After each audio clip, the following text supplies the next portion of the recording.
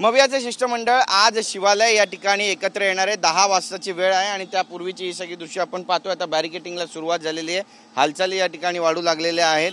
Traffic police action मोडमध्ये आलेले आहेत। जे बॅरिकेड्स आहेत ते सध्या लावले जात आहेत आणि मवियाचं शिष्टमंडळ आज राज्याच्या मुख्य निवडणूक अधिकाऱ्यांची भेट घेणार आहेत। शिवालय बाहेर ट्रॅफिक पोलिसांकडून आता बॅरिकेटिंगला सुरुवात झालेली आहे। सगळे रस्ते झाडायला सुरुवात झालेले आहेत। राष्ट्रवादी काँग्रेसचे अध्यक्ष शरद पवार, शिवसेना पक्षप्रमुख उद्धव ठाकरे, मनसेचे पक्षप्रमुख राज ठाकरे, काँग्रेसचे प्रदेशाध्यक्ष हर्षवर्धन सकपाळ यांचा या शिष्टमंडळात समावेश असणार आहे। महाविकास आघाडीच्या नेत्यांबरोबर राज ठाकरेही सहभागी होणार असं बोललं जातं। त्यामुळे राज ठाकरे आज येणार आहेत का हे पाहणं महत्त्वाचं ठरणार आहे। सर्वपक्षीय शिष्टमंडळात सहभागी होण्यासाठी शिवसेना खासदार संजय राऊत यांनी मुख्यमंत्री देवेंद्र फडणवीस यांना सुद्धा निमंत्रण दिलं आहे। लोकशाही बळकट व्हावी व निवडणूक यंत्रणेवरील विश्वास दृढ व्हावा हा भेटीचा उद्देश आहे असं सुद्धा या पत्रात म्हटलेलं आहे। मुंबई महानगरपालिकेसह राज्यातील सर्व महानगरपालिका, नगरपालिका, जिल्हा परिषदा, पंचायत समित्या यांच्या निवडणुका लवकरच जाहीर होणार आहेत आणि या निवडणुकांच्या यंत्रणा आणि प्रक्रियेवर कोणताही संशय राहू नये।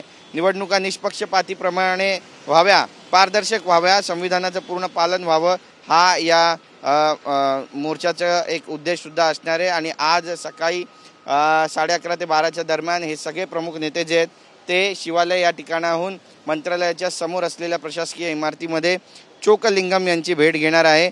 आपण पाहतोय की राज्याचे 4 वेळा मुख्यमंत्री पद भूषवलेले शरद पवार हे मंत्रालयात कधीच येत नाहीत, पण आज ते मंत्रालयाला लागलेल्या आगीनंतर प्रथमच या ठिकाणी येत आहेत। त्यामुळे पवार हे अनेक वर्षांनंतर या प्रशासकीय इमारतीमध्ये जाणार। तर दुसरीकडे सर्वपक्षीय शिष्टमंडळात जाण्यावरून काँग्रेस नेत्यांमध्ये 2 मतप्रवाह बोलला जात आहे। काही जणांच्या मते मनसेबरोबर पक्षाच्या नेत्यांनी जाऊ नये अशी भूमिका घेतल्याचं समजतंय। त्यामुळे आजची जी बैठक आहे ती अत्यंत महत्त्वाची असणार आहे। हे सगळे नेते 10 वाजता या ठिकाणी जमणार आहेत आणि त्यामुळे नेमक्या आजच्या काय घडामोडी असणारे पाहणं महत्त्वाचं ठरणार आहे। आज राज्य मंत्रिमंडळाची कॅबिनेट बैठकसुद्धा आहे आणि या बैठकीच्या पार्श्वभूमीवर मविया नेते ॲक्शन मोडमध्ये आलेले आहेत। त्यांचं ॲक्शन नेमकं काय असणार आहे आणि त्याला रिॲक्शन नेमकं सत्ताधारी कसं देणार पाहणं महत्त्वाचं ठरेल। कॅमेरा पर्सन योगेश गुरवसह गिरीश गायकवाड, TV9 मराठी, मुंबई।